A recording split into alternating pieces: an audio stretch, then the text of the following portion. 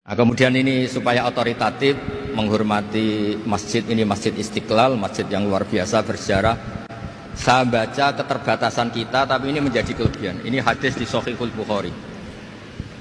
Nanti sebagian materinya saya tinggal supaya ini tadi otoritatif tadi, supaya semuanya pakai sanad.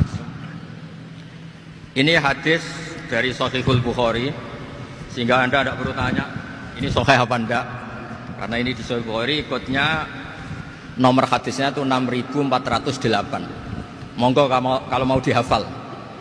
Biasanya jenengan kan hanya apa Arba'in Nawawiyah. Ini hadis ini nomor 6408. Ada keterbatasan yang akhirnya menjadi kelebihan kita, yaitu kita tidak tahu Allah Subhanahu wa taala. Suatu saat para malaikat ditanya, apakah mereka yang membaca tasbih di sini, misalnya di Istiqlal ini, ngerti saya? Kata Allah. Kata malaikat, tidak tahu. Fayaqulu hal ra'auni. Qal fayaqulu la wallah ma ra'auka. Qal fayaqulu kaifa la ra'auni.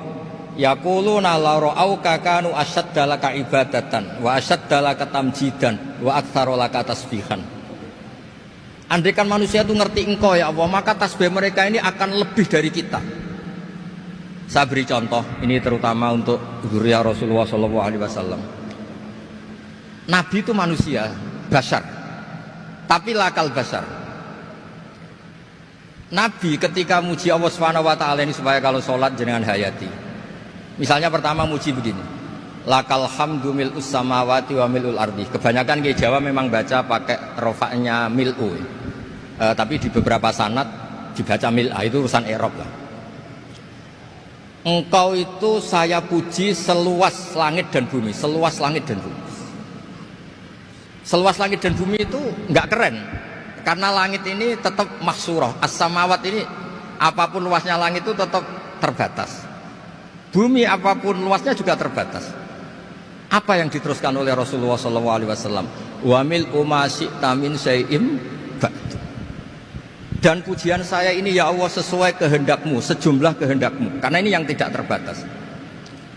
Begitu juga ketika Nabi dengan keterbatasan sebagai manusia, bukan sebagai Habibullah, atas nama manusia. Nabi itu punya dua sisi, kadang sebagai bashar, kadang sebagai Habibullah.